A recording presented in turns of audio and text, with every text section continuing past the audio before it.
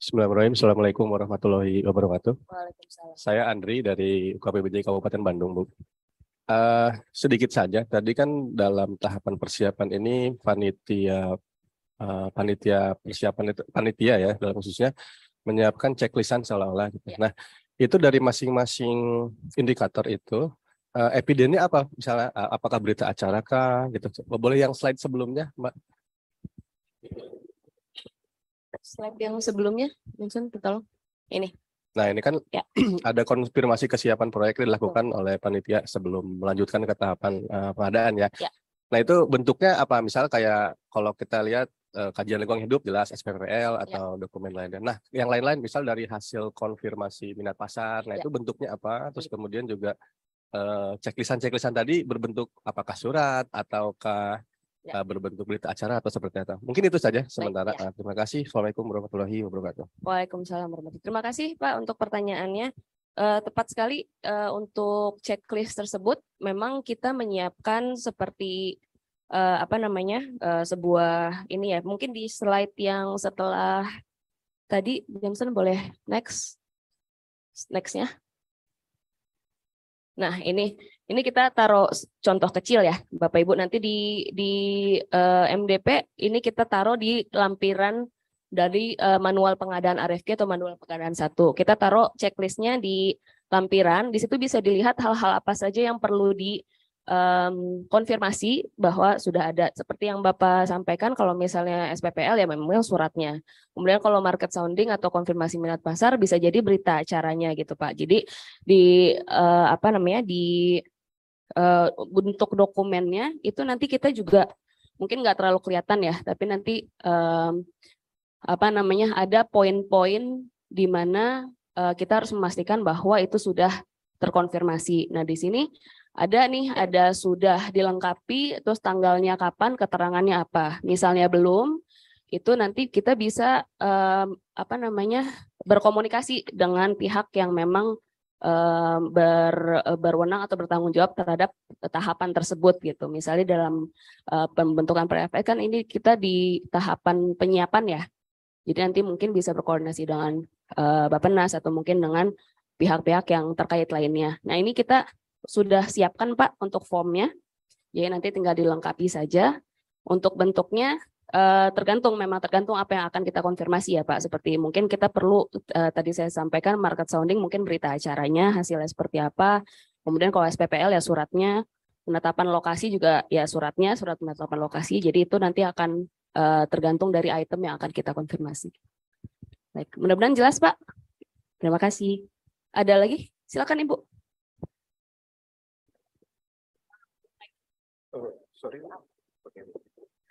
Izin Ibu, mungkin perlu penjelasan sedikit terkait dengan jaminan pemerintah itu bentuknya seperti apa, karena kemarin berkaca daripada situasi yang ada di Madiun, sesuai dengan informasi daripada pemenang, justru mereka ada kendala terkait dengan skema keuangan dari sisi perbankan. Maksudnya ini jaminan pemerintah nanti bentuknya seperti apa, biar nggak nanti kejadian-kejadian yang seperti di Madiun bisa terulang kembali di daerah-daerah lain. Terima kasih Bu. Baik, terima kasih Bu untuk pertanyaannya. Untuk jaminan pemerintah itu sendiri yang didapatkan mungkin semacam surat konfirmasi ya untuk jaminan pemerintah dari PII ya. Itu kalau misalnya memang ada, artinya sebenarnya surat jaminan pemerintah itu kan untuk meyakinkan gitu BUP ya terhadap proyek itu sendiri bahwa proyek ini dijaminkan oleh pemerintah gitu, seperti itu. Misalnya ada kesalahan dari ada atau resiko yang ditanggung oleh pemerintah ternyata tidak tidak mampu untuk memitigasi, PI yang akan masuk memberikan jaminan tersebut. Jadi BUP merasa secure gitu Bu, merasa aman. Nah, kalau untuk bentuknya memang surat konfirmasi terhadap PI dari PI untuk jaminan pemerintahnya itu sebisa mungkin sebelum pengadaan itu sudah didapatkan Bu. Jadinya lebih memberikan keyakinan lagi waktu pada saat pengadaan kan kita mengundang badan usaha yang tertarik gitu Bu. Nah, ini kalau misalnya badan usaha lihat proyek ini sudah dijaminkan, maka itu akan memberikan keamanan sendiri bagi BUP untuk bagi badan usaha atau peserta lelang untuk mengikuti lelang tersebut. Mungkin dari Bu Roro ada tambahan? Makasih Bu Alti. Jadi betul kalau terkait dengan jaminan, memang itu prosesnya harus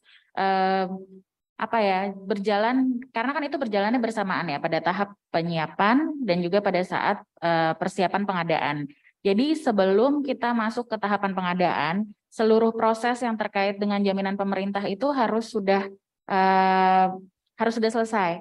Jadi paling tidak tadi sudah ada surat konfirmasi, karena kan nanti dari pihak PJPK itu juga harus memproses permohonan jaminan pemerintah Bu ke PII. Nah nanti prosesnya itu mengikuti proses yang dilakukan oleh PII. Nanti ada dokumen yang dikeluarkan, maka dokumen yang tersebut nanti menjadi dasar untuk PJPK menyatakan bahwa proyek ini mendapatkan jaminan pemerintah. Nah tentu saja kalau berproses untuk jaminan pemerintah ada persyaratan yang mungkin harus dipenuhi oleh PJPK. Seperti yang kemarin dijelaskan di bagian terkait dengan perjanjian KPBU, PII mungkin memiliki komentar atau masukan terhadap rancangan perjanjian KPBU-nya atau komentar atau masukan terhadap dokumen penyiapannya, Bu.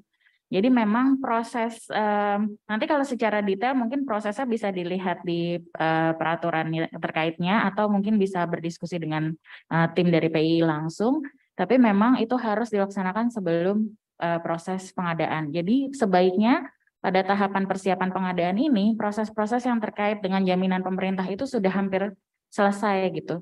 Jadi nanti begitu masuk pengadaan, semuanya sudah terkonfirmasi. Karena nanti pun di dalam tahapan pengadaan, jika proyek ini dijamin oleh PII, jaminan pemerintah, itu juga harus nanti BUP itu diberikan rancangan perjanjian penjaminannya untuk mereka review juga dalam proses pengadaan gitu. Nah, mungkin itu tambahan dari saya, Bu Alti, silakan. Oke, terima kasih Bu Roro. Apa menjawab Bu? Baik, terima kasih. Ya, silakan Pak. Ya, tolong Mas mic-nya. Baik, terima kasih. Ya. Saya Sultan Najabun dari Surakarta. Ya. Yang pertama barangkali yang harus dipastikan itu adanya kesamaan persepsi terkait proses-proses yang ada di KPBU, terutama terkait dengan pengelolaan aset. Artinya begini, pengalaman kami di KPBU sampah dan PJU yang masih mandek sampai hari ini, itu ada persepsi yang berbeda.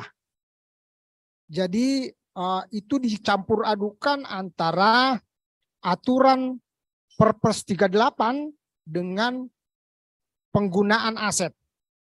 Saya ngambil contoh lah, misalnya pengalaman kami di PJU yang berjalan ini adalah saran dari Kementerian Dalam Negeri itu meminta supaya tiang-tiang lampu milik Pemda itu sebagai aset daerah itu dikenakan biaya sewa.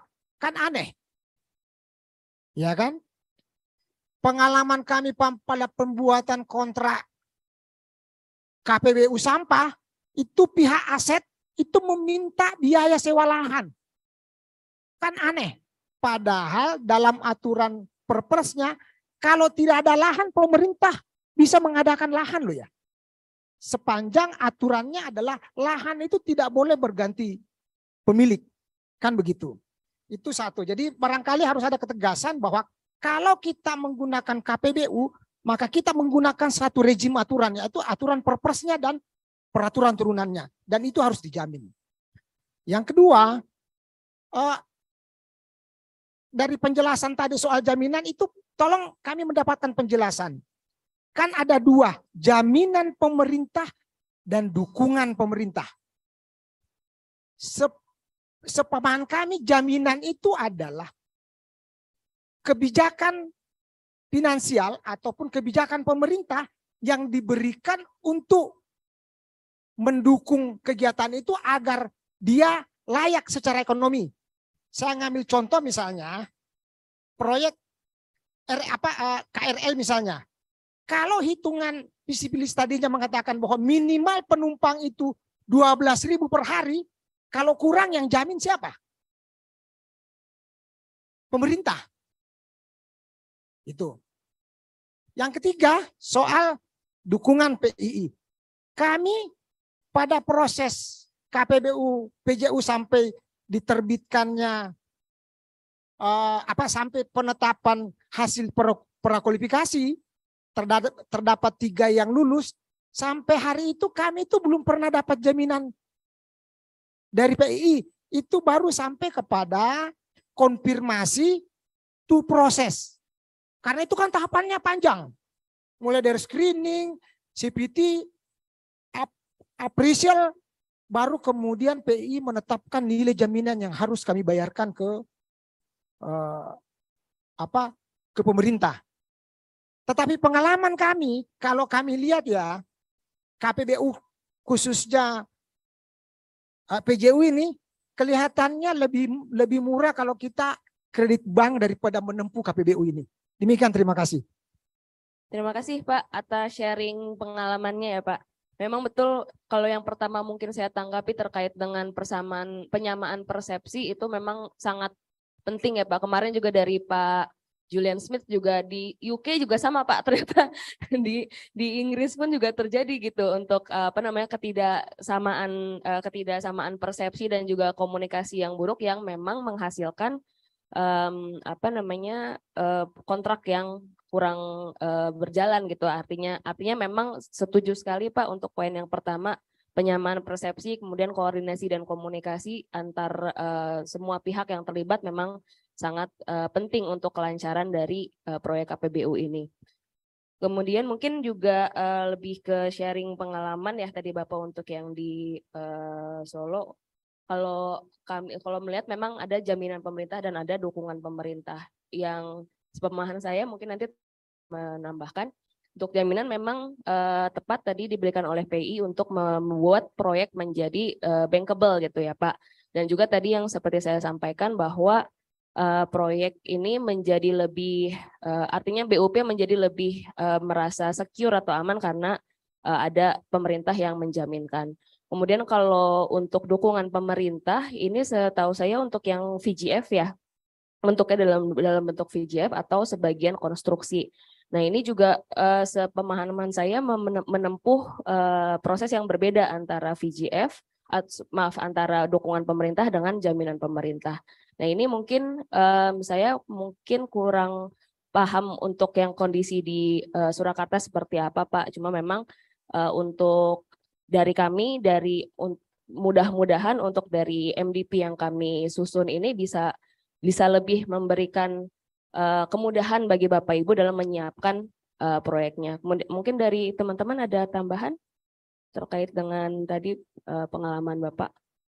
Nggak ada, oke. Terima kasih Pak atas sharingnya. Silakan Bu.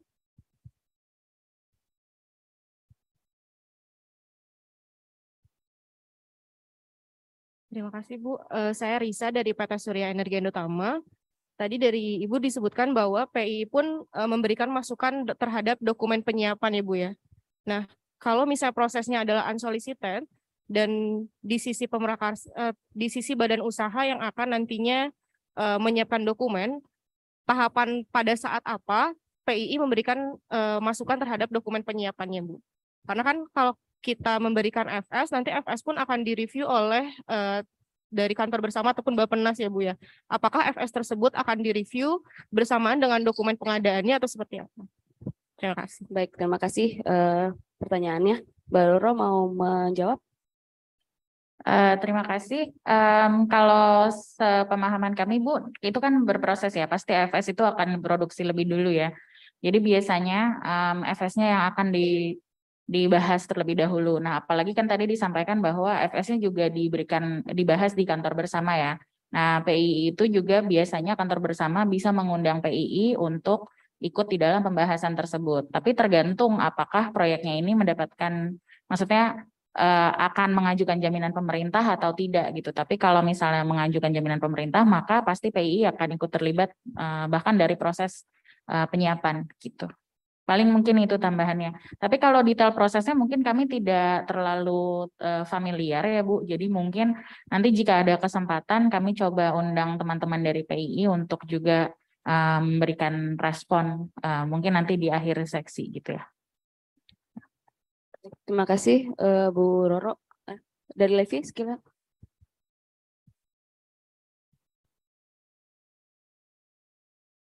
Di mana sih Bu? Sorry.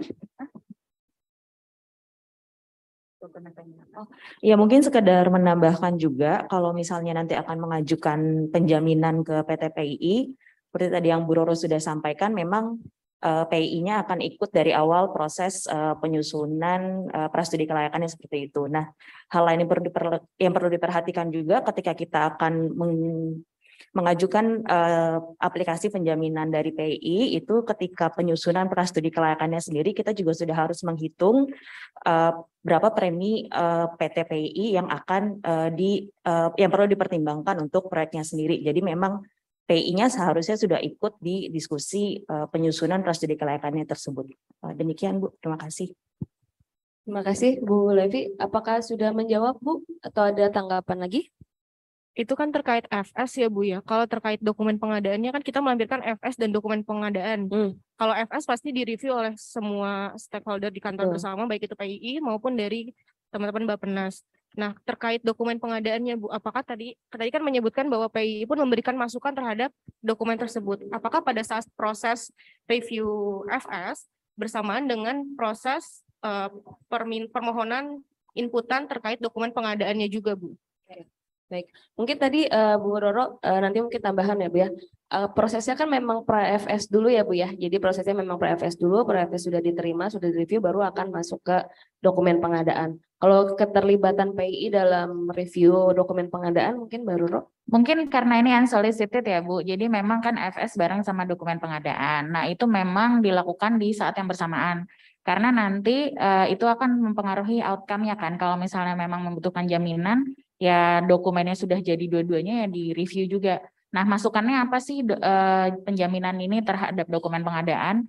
Biasanya untuk memastikan bahwa apa yang sudah dianalisis di dalam kajian studi kelayakan itu sudah tercermin di dalam dokumen pengadaannya. Dan apabila ada ketentuan-ketentuan terkait dengan proses-proses penjaminan, itu juga dimasukkan di dalam dokumen pengadaannya. Jadi memang prosesnya akan direview juga Bu, dokumen pengadaannya nanti oleh PT PII gitu. Terima kasih Bu Roro. Ada tanggapan lagi mungkin Bu? Oke, terima kasih. Oke, terima kasih. Izin menyampaikan mungkin bisa diperlihatkan slide yang awal. Tadi kalau saya nggak salah ada isi dokumen prakualifikasi yang pertama sekali di halaman pertama. Di situ ada perkiraan investasinya, terus ruang lingkup, masih di sebelum mekanisme proses prakualifikasinya. Ya. Nah, sebelum ini. Nah, oke ini. Isi dokumen prakualifikasi. Salah satunya ada yang muat informasi setidaknya seperti ini. Salah satunya adalah ruang lingkup proyek dan juga tadi di slide ada perkiraan investasi dan sebagainya. Ada dua hal yang ingin saya tanyakan terkait dengan hasil prakualifikasi. Jadi yang pertama,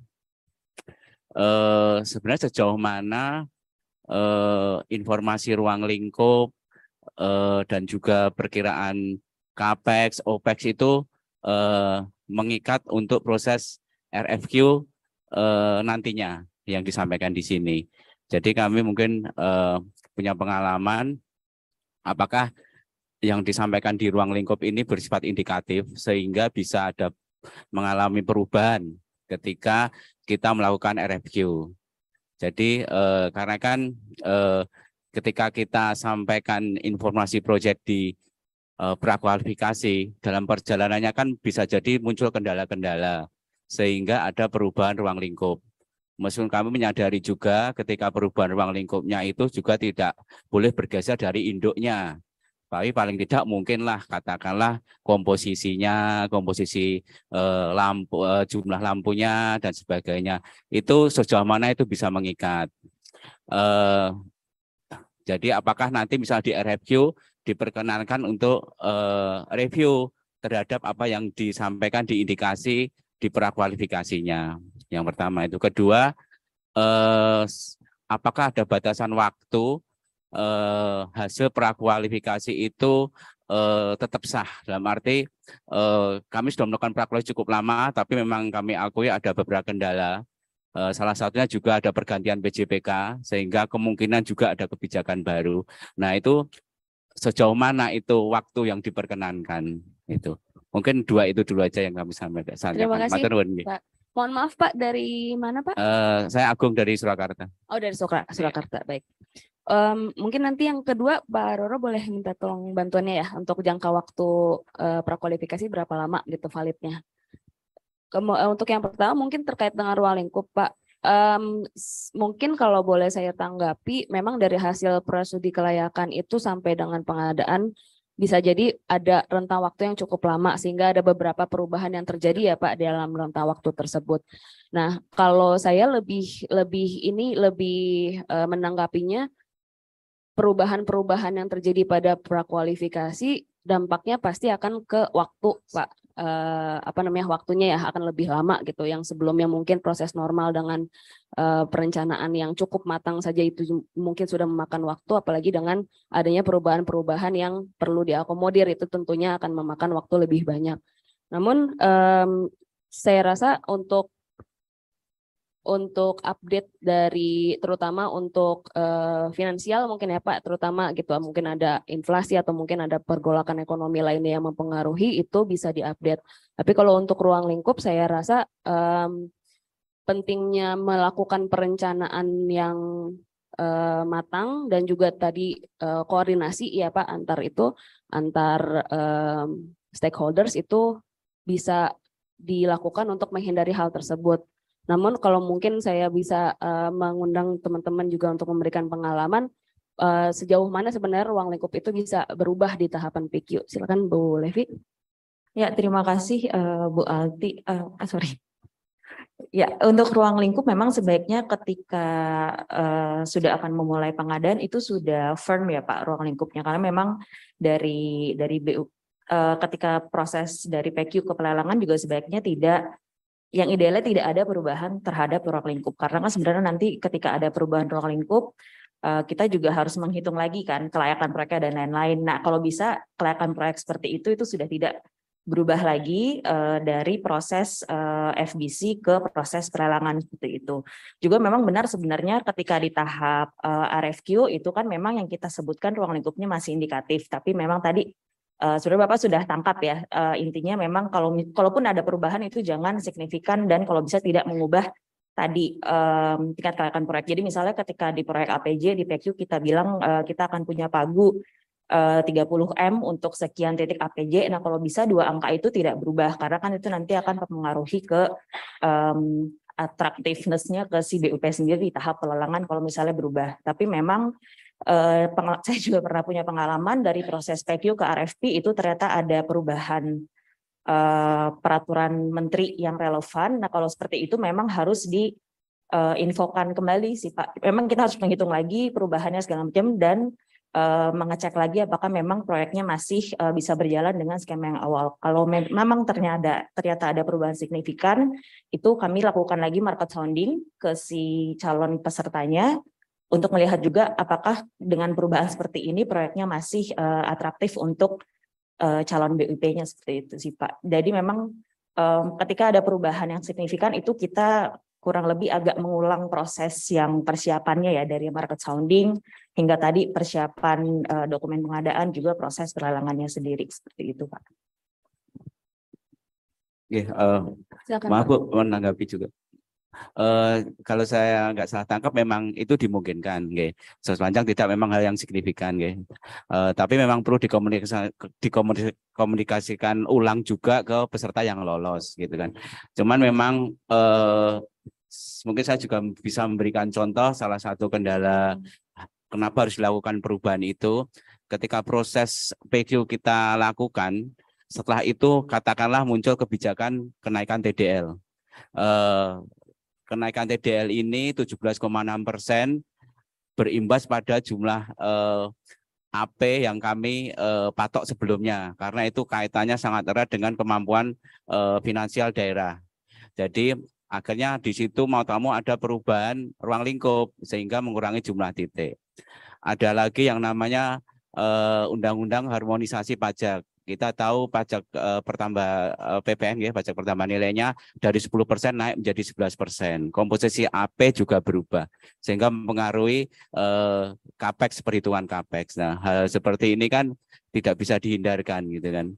Nah, ketika kita memang nanti akan review, berarti harus ada review di situ gitu. Mungkin itu yang bisa saya tambahkan. Ya, baik, terima kasih Pak. Untuk pertanyaan kedua, Pak Roro mungkin ada tanggapan untuk, Bapak mau atau ya tanggapin dulu yang kedua, pertanyaan kedua nih Pak.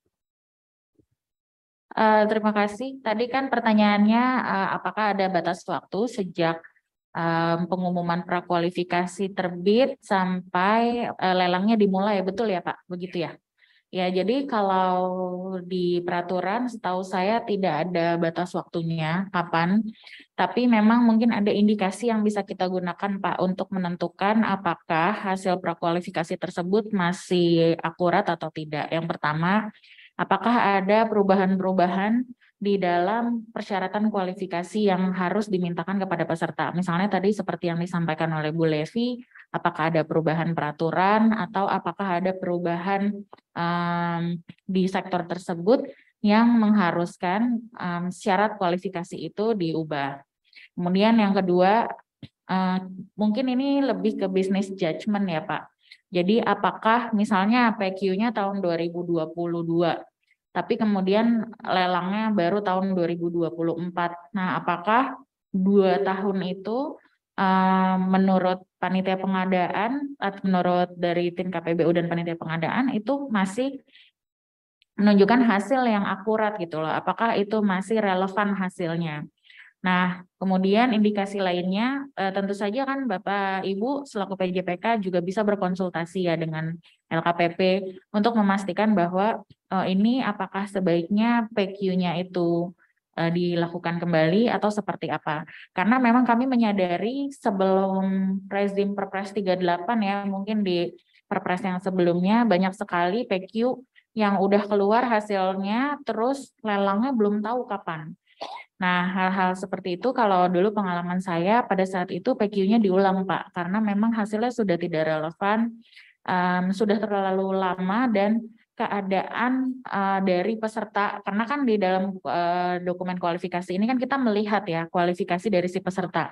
Keadaan dari si peserta tersebut sudah tidak akurat, jadi tidak menunjukkan keadaan si peserta yang akurat pada saat lelang akan dilakukan. Makanya itu perlu dipertimbangkan. Yang paling penting kan kita harus lihat dari kualifikasinya, pertama apa izinnya masih berlaku, kemudian secara finansial, apakah kondisi finansialnya atau kualifikasi finansialnya masih sama dengan yang kita syaratkan pada tahap sebelumnya.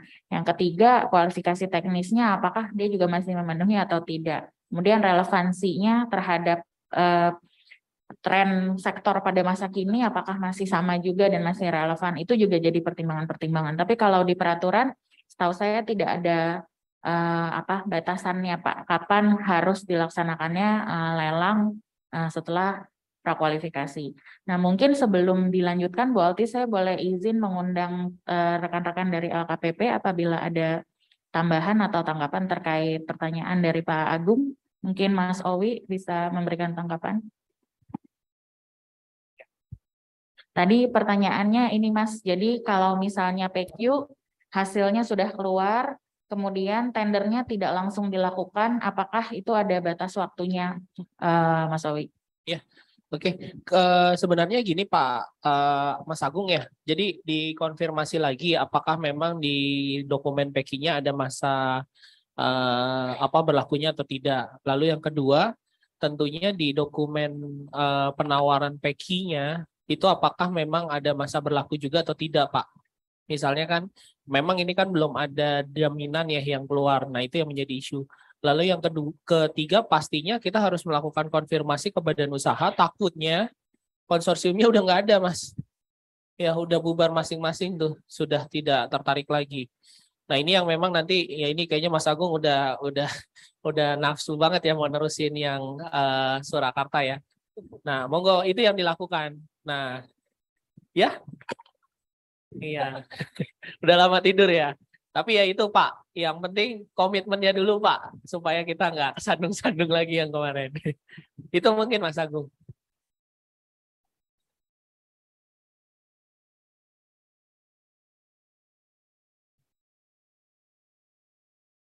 Tapi dimungkinkan. Mungkin Pak, misalnya penambahan PEKI bisa, ya nggak ada isu kan, kalau memang mau dilakukan. Ya, karena kan khawatirnya juga kan dari peserta PSU kan juga bisa melakukan somasi kan, misalkan katakanlah akan dibuka kembali PQ yang baru, karena saya melihatnya ini saling berkaitan, karena ketika persyaratan yang kita penuhi mulai dari kajian awal, kajian akhir, terus kemudian ada yang namanya pertimbangan gubernur dan sebagainya, itu kan dasarnya mungkin kan yang di ruang lingkup awal nih gitu kan. Nah, itu kan mau tak mau kan ada perubahan di situ gitu kan. Nah, itu kan ada rentetannya seperti itu. Ya, mungkin gini Pak, kita tanyakan lagi, kemarin Bapak pas mau tidur itu ngomong dulu nggak mau tidur. Nah, kan biasanya ada pemberitahuan ya, bahwa ini karena ada kondisi yang tadi RFP belum final terkait scope, sehingga memang belum ada keputusan. Apakah pernah ada komunikasi itu ke badan usaha yang lulus PEKI Pak?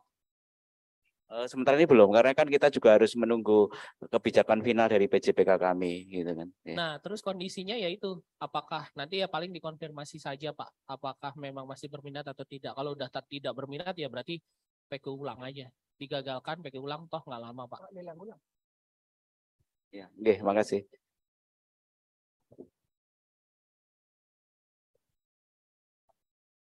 Baik Pak Agung sudah menjawab ya, terima kasih. Iya sudah.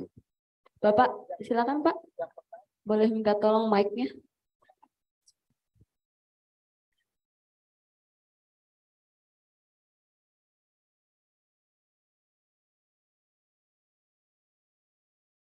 Bismillahirrahmanirrahim. Assalamualaikum warahmatullahi wabarakatuh.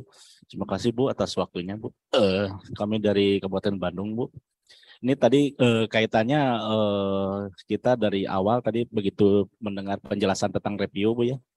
Review dokumen pengadaan bisa dilakukan berbarengan dengan review dokumen FS kalau tidak saya dengar tadi. Kalau misalnya ini kegiatannya unsolicited, karena si pemrakarsa yang melakukan FS ya Bu, apakah pada saat review dia diikut sertakan juga Bu? Review dokumen pemilihan dengan review dokumen FS. Terus kemudian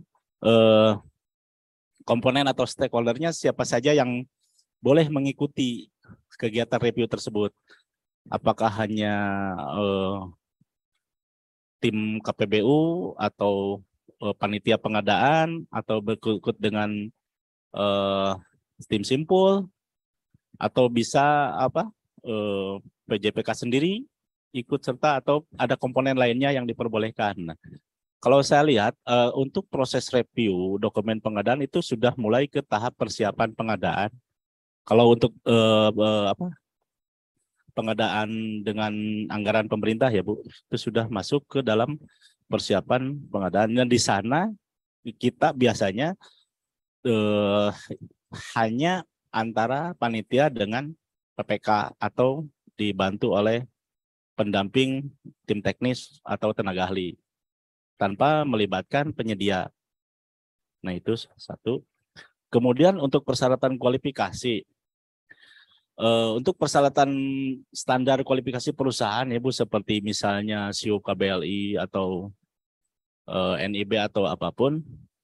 Nah, apakah kalau misalnya persyaratannya mereka belum memiliki persyaratan kualifikasi yang berbasis resiko. Jadi persyaratan mereka masih persyaratan OSS yang ada masa berlakunya. Nah, apakah itu masih bisa digunakan atau ada ketentuan lain, misalnya dia boleh dengan catatan masa berlakunya sampai dengan tanggal sekian, seperti itu. Mungkin itu saja yang saya tanyakan Bu, terima kasih. Baik, terima kasih. Mungkin saya coba ulang pertanyaannya Pak. Yang pertama mungkin kalau di unsolicited itu yang pada proses review pra-FS dan dokumen pengadaan siapa saja yang terlibat gitu ya Pak, dan apakah badan usaha pemrakarsanya juga dilibatkan dalam proses review. Kemudian yang kedua terkait dengan surat-surat ya Pak ya, surat-surat persyaratan administratif, apakah kalau misalnya memang tidak dia dalam bentuk OSS itu ada validasi waktunya gitu ya Pak untuk masa berlakunya? Ya, itu ya Pak tadi pertanyaannya ya. Baik. Ibu Roro mungkin. Satu lagi, oh, ya. lupa saya tuh Bu. Untuk kegiatan review tersebut, Bu, leading sektornya ada di mana, Bu? Apakah ada di panitia, apa di Simpul atau di tim KPBU? Kemudian, apakah harus sudah menggunakan untuk berita acaranya, harus sudah menggunakan kop-kop surat KPBU atau masih pemerintah daerah? Gitu. Kop-kop surat pemerintah daerah, itu aja. Baik, oke. Saya mungkin minta bantuan Bu Roro untuk yang unsolicited, soalnya Bu sama yang tadi surat-surat yang terkait dengan OSS ya. Silakan Bu. Makasih Pak. Kalau untuk yang unsolicited tadi prosesnya ya, setahu saya memang tidak diatur Pak prosesnya apakah bersama dengan pemrakarsa atau tidak bersama dengan pemrakarsa. Nah, tapi memang kalau dari pengalaman saya yang lebih mudah adalah apabila dari PJPK-nya ini sudah mereview terlebih dahulu sehingga punya waktu dan punya ruang yang lebih leluasa untuk membahas studi kelayakan yang disampaikan atau dokumen apapun yang disampaikan oleh pemrakarsa. Nanti setelah ada initial discussion, jadi ada diskusi yang internal dulu nih antara PJPK-nya, baru kemudian mengundang badan usaha pemrakarsa supaya kemudian mudah mengkomunikasikannya. Dan dari sisi PJPK-nya sendiri sudah punya kesatuan pandangan terhadap review yang dilakukan di studi kelayakannya. Jadi nanti begitu disampaikan ke pemrakarsa itu sudah mencakup seluruh masukan dari seluruh lapisan PJPK begitu. Karena nanti kalau misalnya PJPK belum punya waktu untuk membahas dokumennya, nanti justru jadi tidak efisien ketika membahas dengan pemrakarsa. Karena nanti kan PJPK-nya satu-satu mungkin dari tim A, maksudnya dari sektor A, dari departemen, dari unit apa, dari apa itu kan punya pandangan yang berbeda Pak. Jadi memang sebaiknya dilakukan diskusi internal dulu, baru kemudian diadakan diskusi dengan pemrakarsa. Nah, selanjutnya apakah harus ada, kapan harus mulai kop-kop surat? Mungkin mudahnya begini Pak, kalau misalnya unsolicited itu kan kita harus tetapkan dulu proyek ini akan KPBU. Kalau sebelum proyek ini KPBU, pasti sulit untuk PJPK membentuk yang namanya tim KPBU ya Pak, karena kan belum ada proyeknya gitu. Tapi seluruh PJPK itu kan punya simpul KPBU Pak. Sama kan ada sektor terkait, misalnya APJ. Sektor terkaitnya itu siapa yang tanggung jawab? Unitnya di mana? Misalnya di dinas, kalau APJ nih ada di mana nih dinas pertama? Di dinas perhubungan misalnya. Nah, misalnya dari dinas perhubungan ini nanti yang juga akan menjadi pihak yang jadi PIC-nya lah ya, narah hubung untuk proses-proses ini. Nah, sebelum proyek unsolicited itu ditetapkan sebagai proyek KPBU, tentu saja memang ya belum tepat rasanya kalau sudah ada tim KPBU gitu ya Pak. Tapi tidak ada larangan juga kalau misalnya memang sudah mengetahui bahwa proyek ini kemungkinan besar akan KPBU, bisa memanfaatkan momen itu untuk bersiap lebih dulu membentuk timnya. Tapi kalau memang itu menjadi kendala yang sulit secara teknis, bisa gunakan simpul KPBU, sehingga nanti seluruh prosesnya dilakukan melalui simpul KPBU. Karena kan kalau simpul KPBU itu kan bukan unit ad hoc ya Pak, tapi yang ditunjuk atau yang dibentuk oleh PJPK dan yang mengkoordinasi hal-hal terkait KPBU. Jadi bisa gunakan simpul dan dibantu oleh sektor terkaitnya gitu. Tapi drivernya menurut saya tetap harus sektor terkaitnya Pak untuk proses KPBU unsolicited ini gitu. Mungkin itu tanggapan dari saya. Mungkin ada sudah cukup jelas atau kalau ada tanggapan lagi silakan Pak. Untuk yang pertanyaan kedua, baru yang surat administrasi yang izin usaha, kalau misalnya dia NIB ya. Iya. Kalau NIB itu memang tergantung Pak. Jadi kita mesti lihat dulu yang Bapak maksud ada jangka waktunya itu bagaimana. Karena kan kalau misalnya ada jangka waktu, misalnya ada syarat. Kalau NIB itu kan ada syarat-syaratnya ya. Sampai dia dapat izin usaha. Kalau misalnya disyaratkan NIB dan izin usaha, ya kalau dia belum punya izin usaha berarti nggak bisa gitu. Karena kalau NIB aja kan masih ada syaratnya. Jadi NIB yang perlu kita pahami, NIB itu tidak sama dengan izin usaha. Jadi NIB itu hanya nomor induk untuk berusaha, tapi bukan izin usahanya. Nanti izin usahanya ada lagi. bentuknya gitu. Dan sebelum keluar dari NIB ke izin usaha, itu ada persyaratan harus dipenuhin. Jadi ya, dan itu juga kan kalau sekarang kan sudah berbasis risiko kan. Nah, jadi hal-hal yang harus dipenuhi itu tergantung dia masuk ke kategori risikonya apa. Nanti izinnya itu persyaratannya apa begitu Pak. Jadi NIB adalah NIB, iya dia punya NIB. Tapi harus dilihat dia proses sampai ke izin usahanya udah ada belum gitu loh. Karena itu dua dokumen yang berbeda gitu. Mungkin itu Bu Alti. Silakan Pak, pada tanggapan lebih lanjut. Iya Bu, terima kasih. Maksudnya begini Bu, apakah dalam persyaratan kualifikasi itu kita boleh menentukan Bu, perizinan harus sudah berbasis resiko gitu, atau hanya memiliki perizinan itu saja.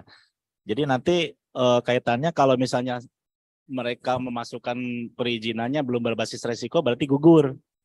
Atau kalau misalnya kita hanya tidak menyampaikan harus berbasis resiko berarti perizinan yang lama pun masih kita terima gitu.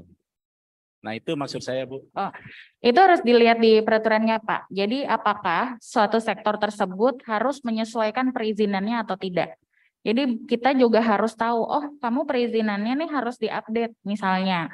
Misalnya biasanya di dalam setiap peraturan itu perizinan itu kan ada, ini secara umum aja ya Pak. Perizinan itu kan ada jangka waktunya, biasanya harus diperbaharui setiap berapa lama misalnya. Tapi kalau misalnya dikeluarkan oleh OSS misalnya nggak perlu diperbaharui atau bagaimana, nah itu dilihat di peraturannya. Kalau di peraturan menyatakan bahwa izin ini harus disesuaikan dengan proses perizinan yang sudah berbasis risiko, maka itu harus diproses dulu. Jadi dari panitianya juga harus tahu dulu Pak, persyaratannya apa sih sebetulnya gitu, untuk menentukan apakah kita bisa menerima nih izin yang masih belum diproses dengan peraturan yang perizinan berbasis risiko atau tidak. Jadi dari kitanya sendiri, dari panitia pengadaannya sendiri harus tahu persyaratan apa yang harus dipenuhi oleh si peserta gitu.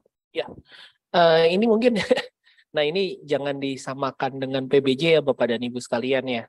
Kenapa saya katakan begitu? Karena kalau Bapak ngomong perizinan itu menjadi sangat krusial, nah ini Bapak dan Ibu berarti masih kembali ke rezimnya PBJ. Kenapa saya katakan begitu? Karena di sini perizinan itu nanti akan diurus oleh BUP yang merupakan entitas barunya. Nah, kalau di kita, di PEK itu lebih arahnya apakah dia punya pengalaman, misalnya teknis tadi, teknisnya sudah diwakili oleh salah satu anggota konsorsium atau tidak, ataupun finansial. Nah, finansial ini sifatnya agregat. Nah, tetapi tadi yang Bapak mungkin persyaratkan perizinan berbasis resiko, itu yang nanti akan diurus Bapak dan Ibu sekalian, masuknya mungkin nanti Mbak Roro jadi masuknya di persyaratan pendahuluan, ya. Bukan di packingnya. Nah itu yang mungkin sedikit reminder ya Bapak dan Ibu sekalian, karena kita percuma memastikan bahwa perizinan itu, karena memang heavy-nya bukan mereka yang akan melakukan. Jadi spiritnya berbeda ya Bapak dan Ibu sekalian. Kalau di PBJ, kenapa kita memastikan perizinan? Karena dia yang akan menjalankan. Nah tetapi kalau di KPBU, pemenang lelang itu kan nanti akan membentuk SPV ya atau BUP. Nah, BUP ini yang memang contoh kalau kemarin di bandara ada izin bubu. Nah, Badan Usaha Bandar Udara itu harus segera diselesaikan oleh Badan Usaha pemenang, minimal misalnya 6 bulan harus sudah rilis. Nah, hal-hal seperti itu yang sebenarnya mungkin ini agak shiftingnya agak berbeda Pak, untuk point of view-nya di KPBU ya Bapak dan Ibu sekalian. Terima kasih Mas Owi untuk penjelasannya. Apakah ada tanggapan lagi Pak? Terima kasih. Silakan. Jadi mungkin intinya Pak Wi, kalau yang saya tangkap, jadi yang dimaksudkan dokumen kualifikasi pada tahap evaluasi kualifikasi ini mungkin kualifikasi teknis ya Pak Wi. Kemampuan keuangan, pengalaman perusahaan, bukan di legalitas perusahaan. Legalitas ada, tapi tidak terlalu heavy Pak, tidak kayak kita ngurusin KBLI-nya harus begitu. Paling akte, akte siup gitu. Nah, betul. Tapi lebih arahnya misalnya akte pendirian, memang dia misalnya kalau di luar negeri memang perusahaan itu eksis, bukan fiktif. Lebih arahnya ke situ, Pak. Bukan kita, oh ini KBLI-nya harus si XXX. Nah, bukan. Tapi itu nanti di akhir, Pak. Masuk di persyaratan pendahuluan di kontrak, Pak. Nah, di mana BUP yang dibentuk harus memiliki perizinan A, B, C, D. Nah, itu, Pak. Mungkin arahnya ke situ. Baik, terima kasih, Pak Louis. Makasih, Bu. Cukup. Ya mungkin untuk tadi Pak supaya konklusinya nggak bingung, di tahap kualifikasi memang ada persyaratan perizinan Pak. Nah tapi di tahapan kualifikasi itu persyaratan perizinannya adalah untuk si badan usaha yang ikut lelangnya. Jadi dia usahanya apa, kan ada kualifikasi teknis, finansial, nah administrasi salah satunya perizinannya dia untuk memastikan bahwa selama ini mereka melaksanakan operasinya atau bisnisnya itu sudah sesuai dengan perizinan yang disyaratkan. Tapi kalau di KPBU memang jadi ada dua ya. Nanti kalau untuk badan usaha pelaksana, nanti memang dibentuknya dan diprosesnya oleh BUP-nya, BUP. Tapi kalau di tahapan kualifikasi tetap peraturan itu, perizinan itu tetap disyaratkan. Nah tadi penting sekali PJPK memahami peraturan apa yang berlaku sehingga perizinan yang dimintakan itu sesuai gitu Pak. Karena pengalaman saya pun ada beberapa proses yang ternyata perizinan yang dimintakan ternyata nggak sesuai atau nggak relevan untuk sektor atau bisnis activities yang dilakukan oleh perusahaan peserta lelang. Jadi kadang-kadang itu juga menyulitkan buat mereka dan kalau itu dilakukan bisa jadi itu berpotensi untuk menggugurkan si peserta tersebut karena dianggap tidak dapat memenuhi ketentuan administrasi. Itu mungkin Bu Alti.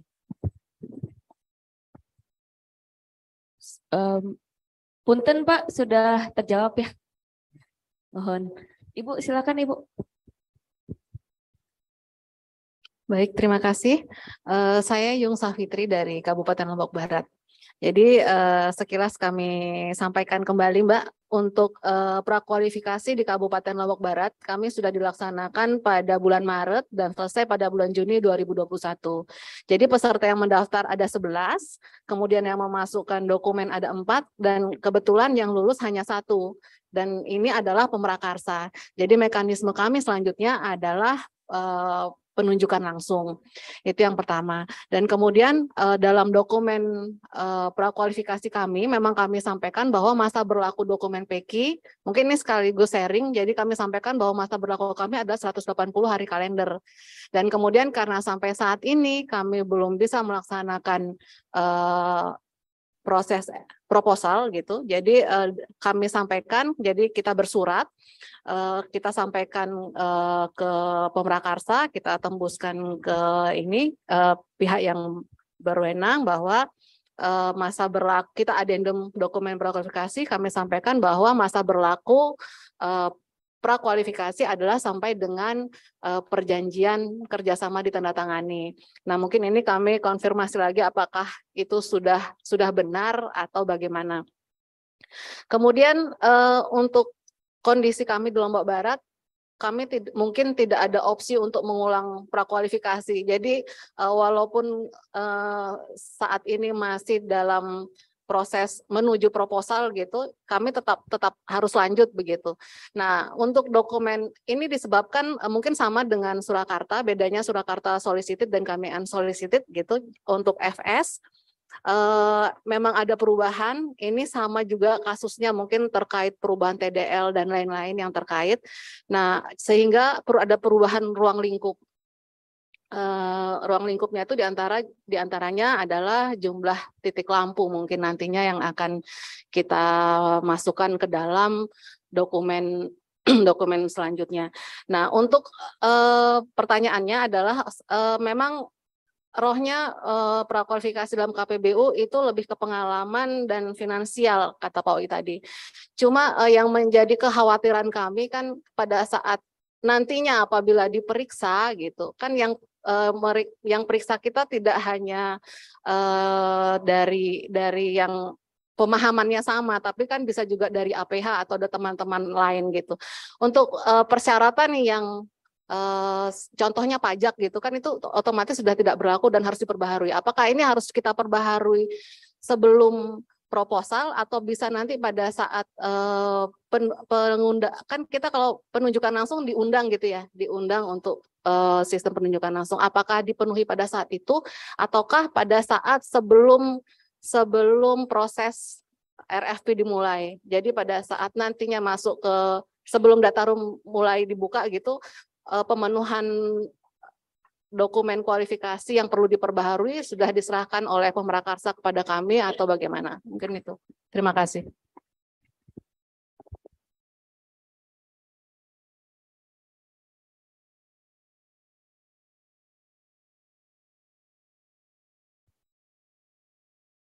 Mungkin saya coba jawab yang pertama ya Bu, terkait dengan tadi hasil kevalidan hasil PQ ke RFP apakah sudah tepat atau belum. Mungkin tadi seperti yang Ibu Roro sampaikan juga bahwa sebenarnya kalau secara peraturan tidak ada ditentukan gitu ya biar berapa lamanya, dan menurut saya justru dari Lombok Barat punya inisiatif yang bagus untuk bisa membatasi jangka waktunya tadi gitu ya, 180 hari kalender masa berlakunya, dan ini mungkin bisa jadi contoh juga untuk proyek-proyek lainnya. Kemudian pada saat ketika sudah tercapai 180 dirasa memang masih ada hal-hal yang menjadi pertimbangan, kita nggak bisa melakukan PQ ulang nih kalau udah lebih batas waktu, itu bisa dikomunikasikan lagi dengan peserta bahwa akan berlaku sampai dengan proposal gitu. Itu kalau menurut saya memang suatu presiden yang baik ya Bu. Jadi artinya peserta juga tidak merasa digantung gitu, nggak ada informasi apa-apa dari PJPK-nya. Jadi kalau mungkin tadi Bu Roro sampaikan juga tidak secara peraturan memang tidak ada yang mengatur berapa lama dari PQ sampai dengan RFP atau kevalidan hasil PQ itu berlaku berapa lama, memang tidak ada yang mengatur gitu. Untuk terkait yang kedua mungkin Bu Roro. Terima kasih Bu. Tadi yang terkait PQ juga kan sudah disampaikan juga tadi ditambahkan oleh Mas Owi. Tentu saja ini juga perlu hati-hati dari Lombok Barat ketika berkomunikasi dengan peserta yang sudah lulus PQ. Pastikan kalau dari pihak swasta mereka menginginkan ada kepastian ya Bu. Jadi dari tim PJPK juga harus menganalisis kira-kira nih prosesnya berapa lama lagi. Dan apakah misalnya kan tadi sudah 180 hari, berarti kan sekarang sudah lewat 180 hari. 180 hari itu kan 6 bulan ya Bu ya. Nah ini perlu dipertimbangkan kira-kira berapa lama sih penundaan ini akan terjadi. Kalau misalnya penundaannya terjadi masih dalam jangka 6 sampai 8 bulan, jadi di bulan ke-9 akan mengadakan proses pemilihan penunjukan langsung, itu perlu diberikan batas waktu juga. Jadi perlu ada kejelasan juga yang dikomunikasikan kepada peserta yang lulus. Selain itu kalau ada update pun perlu terus berkomunikasi. Jadi memastikan bahwa sebetulnya mereka tahu PJPK ini tidak berdiam diri, tapi ada proses yang memang harus disesuaikan. Apalagi tadi ada perubahan terhadap analisis ya Bu, karena perubahan terhadap asumsi yang digunakan untuk analisis. Tadi ada perubahan tarif dasar listrik, berarti kan ada perubahan di penghitungan ya Bu ya. Kemudian ada perubahan di pajak, itu juga kan mempengaruhi perhitungan pada saat analisis yang dilakukan di analisis keuangan yang dilakukan di tahapan studi kelayakan. Nah, terkait dengan PQ yang perlu dipastikan adalah apakah perubahan tersebut kemudian mempengaruhi kualifikasi yang disyaratkan di dalam PQ. Karena kalau mempengaruhi kualifikasi yang disyaratkan di dalam PQ berarti proses PQ yang kemarin dilakukan itu sudah tidak akurat. Karena belum tentu si badan usaha yang sudah lolos PQ sekarang ini bisa memenuhi kualifikasi yang berubah. Tapi kalau ternyata kualifikasinya tidak berubah, namun berubahnya itu nanti di project specification-nya, seluruh proses itu harus diselesaikan sebelum Ibu menerbitkan proposal. Jadi harus dilihat lagi, kemudian dianalisis. Jadi ketika akan menerbitkan RFP yang akan dikasih ke badan usaha yang lulus PQ itu harus sudah mencerminkan analisis yang update gitu dan penghitungan yang sudah disesuaikan dengan peraturan yang baru atau perubahan-perubahan yang baru begitu Bu.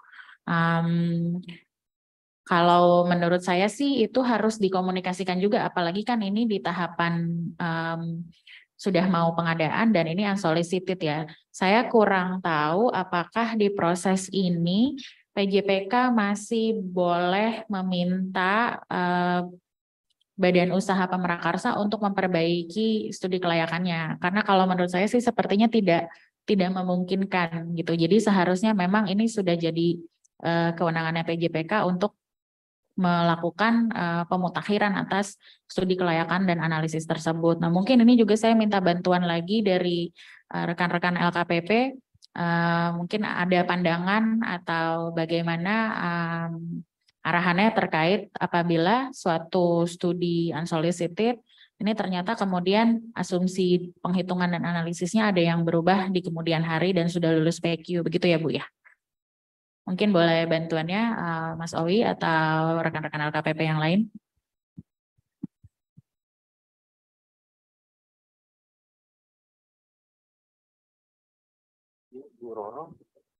Perhitungannya berubah ya. Ini apa finansial atau apa Bu Yung? Finansial unsolicited Mas. Ya, intinya gini, kalau Ansoli kan sebenarnya kan awalnya dari Pemrakarsa. Lalu juga sudah ada penetapan oleh pimpinan daerah ya, Bapak dan Ibu sekalian. Nah, kalau kami di Perpres 38 ini kan sebenarnya masih memungkinkan perubahan tersebut. Nah, cuma atas perubahan tersebut memang kita harus lihat efeknya ya, Bapak dan Ibu sekalian. Kalau misalnya AP-nya naik atau turun. Kalau turun safe nggak ada masalah Bu. Tapi kalau naik berarti kan harus ada persetujuan ulang terkait AP. Walaupun Dagri mengatakan tidak, kan cuma alokasinya bagaimana Bu. Nah, itu yang pertama. Nah, yang kedua memang kalau bisa perbaikan itu tidak dari panitia, tapi lebih baik dari pimpinan daerah ya, Bapak dan Ibu sekalian. Karena kan akan sulit ya panitia untuk menganulir keputusan dari pimpinan daerah. Nah, kenapa saya katakan begitu? Karena kalau memang ada perubahan, berarti kan harus ada penyesuaian perubahan di dokumen pengadaan ini kan harus ada dasarnya, berarti ada perubahan di FS Bu. Nah, isunya adalah apakah panitia yang merubah FS? Karena biasanya ini yang melakukan ini adalah tim KPBU. Nah, itu yang maksud saya. Toh juga persetujuan terhadap dokumen pengadaan ini kan membutuhkan persetujuan dari PJPK atau kepala daerah lah ya, boleh dikatakan seperti itu. Nah, ini kenapa nggak sekalian aja Bu? Jadi kesannya adalah memang kepala daerah yang merubah dokumen tersebut atas kebutuhan dari daerah Bu. Kalau kami sarannya seperti itu. Iya Pak, jadi saya tanggapi Pak. Ya, jadi untuk saat ini memang bukan di ranah kami Pak, ya bukan di ranah panitia. Jadi untuk perubahan FS itu memang pada tim dan memang sudah kami sampaikan juga kepada PJPK bahwa nanti pada saat perubahan FS dilakukan oleh tim dan nanti ada perubahan FS oleh PJPK, gitu ya Pak. Nanti ada surat perubahan FS dari PJPK dan kita tetap ada komunikasi dengan Pemrakarsa gitu Pak, karena sifatnya menyampaikan aja Bu. Menyampaikan ya? Iya, memang persetujuan itu tidak wajib ya, tapi monggo kalau mau dilibatkan juga tidak ada masalah. Maksudnya tidak wajib bagaimana Pak? Jadi gini Bu, karena kan ini prosesnya sebenarnya sudah di pengadaan ya. Iya. Nah, di Perpres 38 itu memang ada kewenangan dari pemerintah atau PJPK ataupun PJPK lah saya katakan untuk merubah dokumen yang disampaikan oleh Pemrakarsa. Nah, cuma kalau kami mewanti-wanti takutnya nih Pemrakarsa terkaget-kaget Bu. Ya, supaya kan dia juga bisa menyiapkan apa sih yang dilakukan perubahan seperti itu Bu. Nah, ini yang mungkin lebih arahnya ke komunikasi sih Bu. Jadi nanti perubahan FS ini kita komunikasikan juga dengan Pemrakarsa, kemudian kita lanjut ke RFP gitu ya Pak? Ya, begitu Bu. Siap. Ya, terima kasih.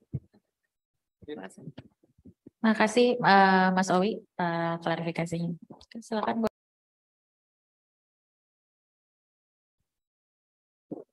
Baik, Assalamualaikum warahmatullahi wabarakatuh. Izin Bu, saya Heru dari Kabupaten Darmasraya. Di sini kita dalam proses tahap penyiapan, kita unsolicited Bu ya. Jadi mungkin terkait dengan slide kemampuan apa tadi Bu, finansial, kemampuan keuangan. Untuk yang pertama untuk kualifikasi yang sifatnya administrasi sudah mungkin sudah sesuai dengan ketentuan regulasi. Namun di sini sedikit kita sharing untuk kemampuan finansial setelah kita pelajari. Apabila ditemui ada beberapa, kan di situ kemampuan finansial itu ada beberapa kriteria, current ratio, arus kas, laba, nilai aset, kemudian gearing ratio segala macam. Nah, apabila kita menemukan bahwasanya ada kriteria yang oleh pemprakarsa ini ternyata di bawah dari angka-angka yang ditetapkan nih standar minimal. Nah, di situ tim panitia pengadaan menjadi apakah pertama menyesuaikan dengan dokumen kekuatan dari pemprakarsa, atau gimana Bu, atau tetap menerapkan sesuai dengan kayak gearing ratio-nya misalnya lebih kecil angkanya sekian. Jadi bagaimana kira-kira yang dilakukan oleh panitia pengadaan nih Bu, dalam arti ditemukan beberapa kriteria yang sedikit mungkin di bawah dari standar yang ditetapkan pada contoh MID. Terima kasih Bu. Baik, terima kasih Pak.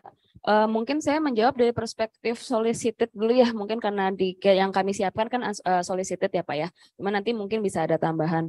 Untuk hal seperti itu Pak, makanya tadi ada hubungan antara dengan prosedur kelayakan dengan penyusunan dokumen pengadaan ya Pak, prakualifikasi. Kalau misalnya menggunakan sistem dari evaluasi yang ada saat ini berdasarkan Perlem, itu kan hanya sistem gugur ya Pak ya. Jadi misalnya memang ada yang tidak memenuhi, maka akan otomatis gugur. Namun apabila nanti Perlemnya sudah berlaku, ini dari perspektif solicited dulu ya Pak, sudah berlaku, maka ini bisa diberlakukan sistem penilaian. Jadi misalnya untuk peserta yang memenuhi, itu nilainya akan lebih tinggi daripada peserta yang misalnya sedikit di bawah dari ketentuan. Kalau misalnya jauh dari ketentuan mungkin bisa 0 atau 1 atau pembuat-buatan yang rendah. Itu mungkin keuntungan dari sistem nilai atau sistem kombinasi. Kalau unsolicited, kalau yang saya tahu misalnya untuk kan dokumen pengadaannya juga yang menyusun dari pemrakarsa ya Pak ya, untuk pra-FS dan dokumen pengadaannya. Nah ini misalnya ditemukan oleh panitia ada perbedaan. Kalau saya sih lebih mengarahkannya ke ini ya, karena pada saat lelang di unsolicited itu setahu saya Badan Usaha Pemrakarsa punya 3 kompensasi yang bisa diberikan oleh PJPK gitu. Ada right to match, kemudian ada pembelian pra-FS-nya ya, hak dibeli pra-FS-nya, sama satu lagi right to match. Ya nilai tambah 10%, 10% ya? Ada pokoknya ada 3 kompensasi, ada nilai tambahan, ada right to match, dan ada pembelian prakarsanya gitu. Nah, kalau saya melihatnya kalau misalnya ada ternyata perbedaan antara yang disyaratkan dengan yang dipenuhi oleh pemrakarsa, kompensasi itu bisa masuk untuk bisa meningkatkan nilainya mereka gitu Pak. Tapi seharusnya mungkin kalau misalnya dokumennya sama-sama disusun oleh pemrakarsa, kemudian nanti kan akan direview dengan panitia. Itu mungkin bisa ditemukan lebih awal gitu Pak, sebelum mungkin diterbitkan gitu. Jadinya bisa memberikan hasil reviewnya itu nanti untuk supaya persyaratan itu bisa disesuaikan gitu dengan pra-FS-nya, terutama antara pra-FS dengan dokumen pengadaan ada perbedaan, itu kan menjadi satu temuan biasanya Pak. Nah itu kalau pandangan saya untuk yang ansoli ya, mungkin Mbak Roro ada tambahan? Nggak, cukup ya. Itu Pak, mungkin ada tanggapan lebih lanjut? Ya, mungkin di sini memang kita karena masih dalam tahap penyiapan, kita selalu mengkonfirmasikan atau koordinasi dengan pemprakarsa. Namun kemarin juga dari Pak Owi juga menyarankan dilakukan konsorsium dalam hal untuk pemenuhan kriteria-kriteria tersebut gitu. Mungkin karena dalam hal ini Pemprakarsa masih dalam proses sehingga kami sendiri masih menunggu sifatnya bagaimana agar kriteria minimal ini terpenuhi. Kemudian mungkin satu lagi Bu, kalau untuk yang keuangan seperti itu, untuk yang kemampuan teknis di sini kita pengalaman ya. Tapi sebagaimana kita ketahui bahwasanya proyek KPBU ini yang PJU termasuk baru, banyak sekali badan usaha yang memang nol pengalaman gitu. Nol pengalaman dalam artian memang tidak ada pengalaman sama sekali. Apalagi pengalaman untuk mengelola atau manajerial operasional proyek PJU. Jadi di sini mungkin sedikit memang kami masih memikirkan bagaimana narasinya untuk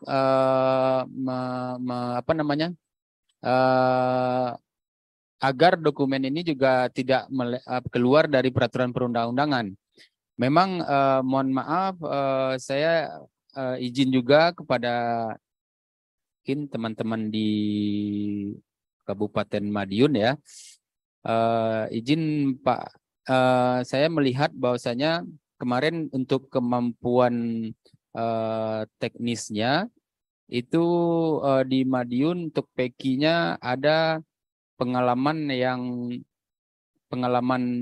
kemampuan manajemen dan operasional tidak dimunculkan, tidak disyaratkan. Nah, akhirnya kami sempat berpikir berarti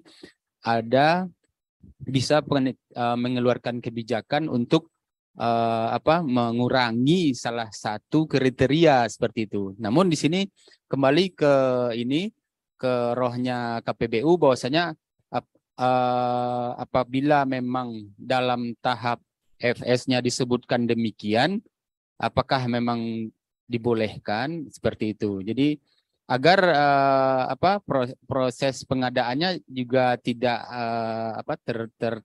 terganggu seperti itu. Mungkin itu Bu, mohon tanggapannya. Terima kasih. Baik, terima kasih Pak.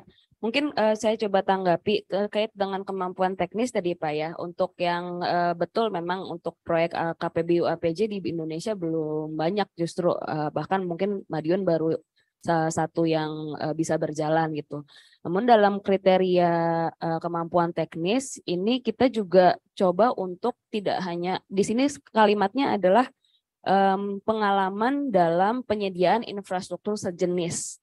Nah, pengertian sejenis ini bisa jadi sesama KPBU atau sesama pemasangan lampu yang tidak harus KPBU, tapi sudah ada pengalamannya, gitu Pak. Jadi tidak harus pengalaman teknis ini tidak harus KPBU APJ juga, bahkan belum ada juga gitu pengalamannya gitu untuk APJ yang KPBU, tapi boleh melampirkan pengalaman konstruksi penerangan jalan yang bukan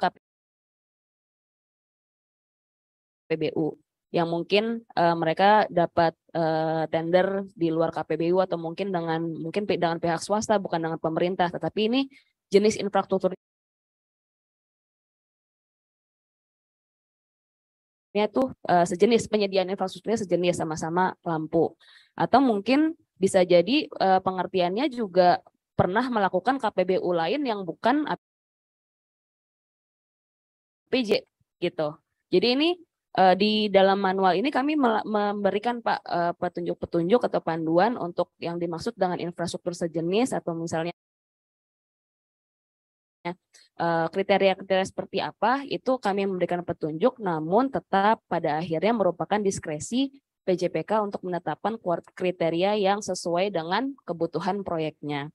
Itu juga mungkin kalau saya highlight untuk kelebihannya tadi juga sudah sempat disampaikan bahwa kelebihannya KPBU adalah kita dari PJPK menentukan spesifikasinya secara output. Jadinya kita tidak menentukan harus menggunakan teknologi A, B, C atau teknologi tertentu, tapi itu justru inovasi yang kita minta dari si peserta lelang gitu. Mereka bisa dengan teknologi yang mereka tawarkan mungkin bisa menghemat energi, bisa mengurangi lebih efisien, mengurangi angka kecelakaan misalnya dengan penerangan yang cukup.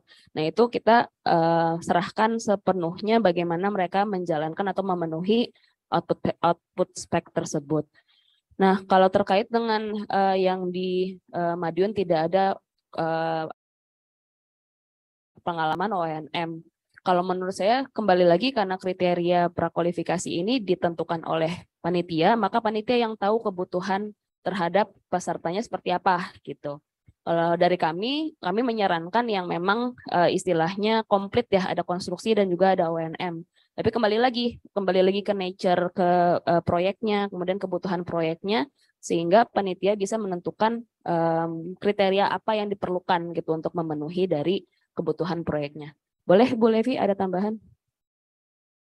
Izin menambahkan Pak, memang tadi benar bahwa kriterianya adalah merupakan diskresi dari panitia ya Pak. Tapi kan nanti ada dijelaskan di bagian ini dan juga di RFP bahwa sebenarnya kriteria itu sudah sesuai dengan analisis kita ketika menyusun prastudi kelayakan dan studi kelayakan seperti itu. Jadi memang salah satu aspek yang kita kaji di studi kelayakan adalah pasar. Jadi kita menentukan seperti apa pasar di Indonesia saat ini, misalnya sekarang untuk proyek KPBU OPJ gitu. Apakah tadi sudah ada badan usaha yang pernah melakukan proyek tersebut, baik itu secara KPBU atau tidak, dan juga apakah skopnya sudah pernah dilakukan.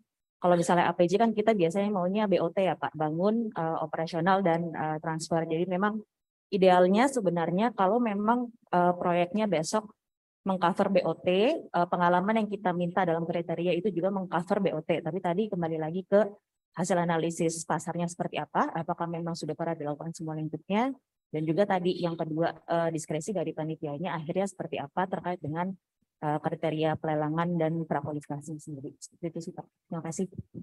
Ya, mungkin sedikit tambahan tadi ya, terima kasih Bu Levi bahwa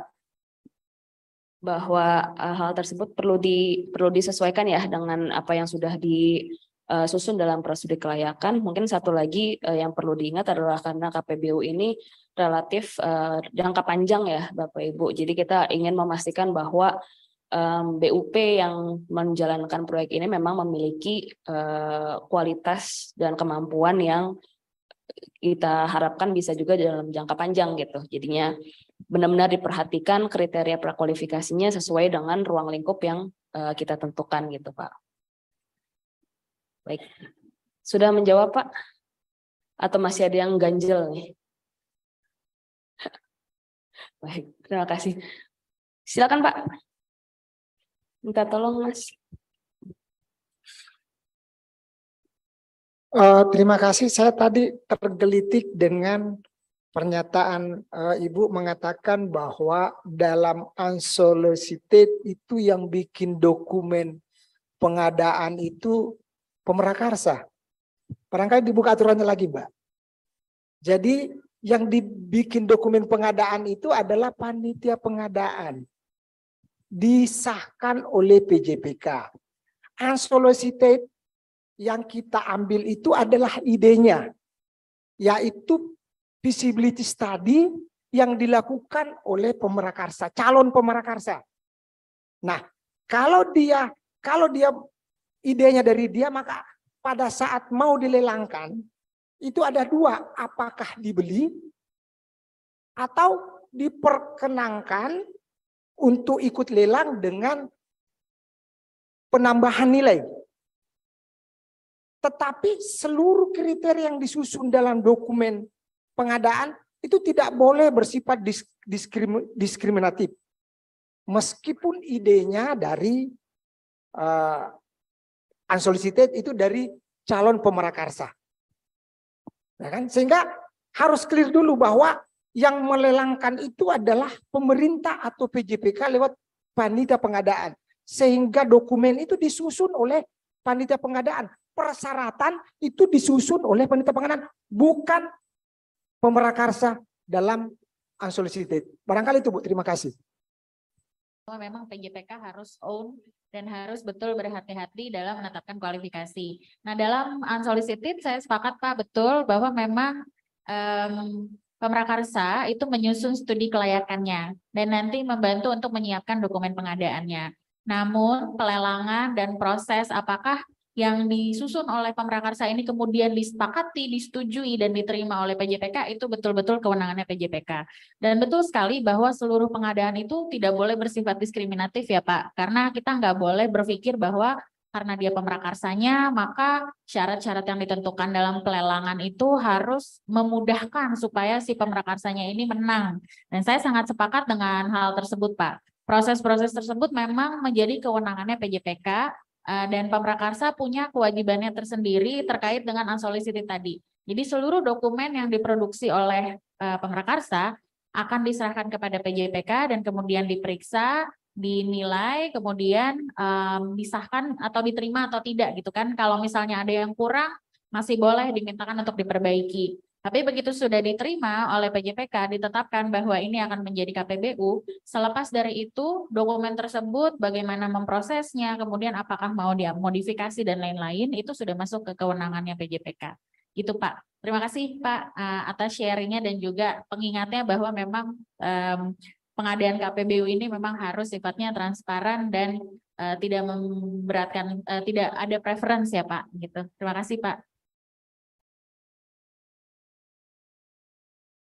Bukan pertanyaan sih Mbak, kami dari EBTKE, itu kan kemampuannya 20.000 lampu LED ya Pak ya. Untuk apa Pak, maaf? Ini kan itu contoh 20.000 lampu LED, kriteria pengalaman.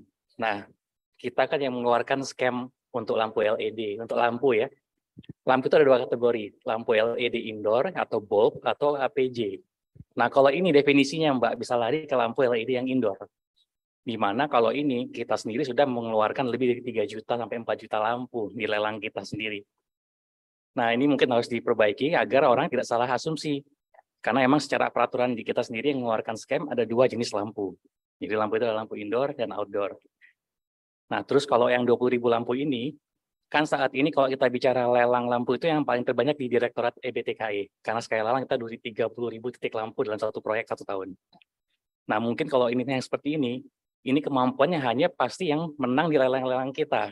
Jadi intinya hanya BUMN disertai beberapa pemain yang memang selalu menang di lelang tersebut. Jadi limitnya sangat, skopnya terbatas sekali. Nah contohnya mungkin ya, seperti Fokus memang selalu menang di lelangnya kita. Terus ada lagi Santini, terus ada lagi Solaren, dan lain-lain. Hanya limited pabrikan yang memang memiliki pengalaman tersebut kalau itu diwajibkan ke 20.000 titik lampu. Karena di nasional ini yang paling banyak adalah pembelian lampu. Yang pertama adalah Provinsi DKI, karena keuangannya memang cukup banyak sekali. Mereka sekali pembelian setahun itu hampir 400 miliar. Yang kedua, yang pertama yang di provinsi ya. Dan yang secara kementerian yang paling besar memang kami, karena sekali lelang waktu itu 1 triliun, 600 miliar sekarang tahun ini. Nah ini mungkin kriteria ini yang mungkin jangan terlalu mengunci ke hanya beberapa penyedia saja. Jadi kalau ini kan jadi mengunci hanya beberapa penyedia, di mana penyedia itu ya sekarang ini yang menang selalu adalah BUMN kita. Ditambah yang disuplai oleh beberapa manufaktur yang memang sudah kerjasama dengan BUMN tersebut. Mungkin catatan aja Mbak itu ya. Terima kasih. Ya, terima kasih banyak Pak atas masukannya. Nanti akan kami, mungkin ini record juga untuk informasi juga untuk para PJPK yang sedang menjalankan pengadaan KPBU ya, bahwa tadi informasinya menurut saya cukup penting ya, karena yang kami sajikan di manual memang sebuah contoh, tapi kritiknya sangat membantu Pak, bahwa khawatirnya ini digunakan sebagai acuan gitu Pak ya, jadinya pasarnya hanya terbatas gitu, tidak bisa dibuka lebih luas gitu. Baik, terima kasih banyak Pak atas masukannya.